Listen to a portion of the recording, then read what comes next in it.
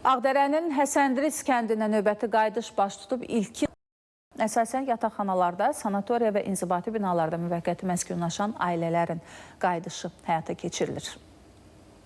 75 nəfərdən ibarət növbəti 25 ailənin torpaq həsrəti yurd nisgilinə son qoyuldu. Bugün də Ağdərənin Həsəndiriz kəndinə doğma sakinlərinin qayıdışı baş tutub. Uzun illərdir məcburi köçkün həyatı yaşayan sakinlər nəhayət öz ata-baba yurdlarına qovuşurlar. Vətən həsrəti ilə yaşamışıq. Bugünkü gündə sevincimizin həddi yoxdur. Böyündən sonra çox gözəl bir əmin-amanlıq gündən yaşasın yeniyetmələrimiz, cavanlarımız, balalarımız. İndi bugünkü günə çox şükür. Bugünkü günü bizə bəxş eləyən şəhidlərimizə Allahdan, Ulu Tanrıdan rəhmət diləyirik. Qazilərimizə can sağlığı diləyirik.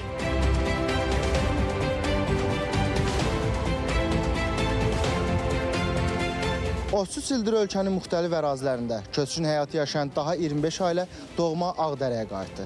Rayonun Talış kəndindən sonra Həsəndiriz kəndində də əzəli sahiblərinə qucaq açıb. Bu kənddə də yanan ocağın işığı dost sevindirib, düşmən gözünü kör edəcək. Həsəndiriz kəndinə qayıdan doğma sakinlərə evlərinin açarları təqdim olunub. Qeyd edək ki, işğaldan sonra Həsəndiriz kəndində yenidən qurma və bərpa işlərinə başlanılıb. Hazırda kənddəki fərdi yaşayış evlərində təmir işləri həyata keçirilir.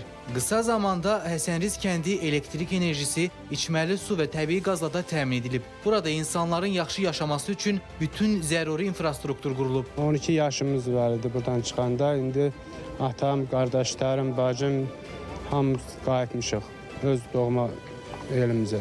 Əsas odur ki, doğma torpağımızdayıq. Bugünkü günə çox şükür. 33 ildən sonra öz doğma vətənimizin qayıtmağa səbəbkarı Cənab Prezident İlham Əliyevə dərin təşəkkürümü bildirirəm. Allah şəhidlərimizə rəhmət eləsin, qazilərimizə can sağlığı versin, ordumuzu qorusun. Həsəndirizə qədəm qoyan ailələr qarşılandıqdan sonra onlara ANAMA'nın əməkdaşları tərəfindən mina və partlamamış silah-sursatların təhlükəsi barədə ətraflı məlumat verilib.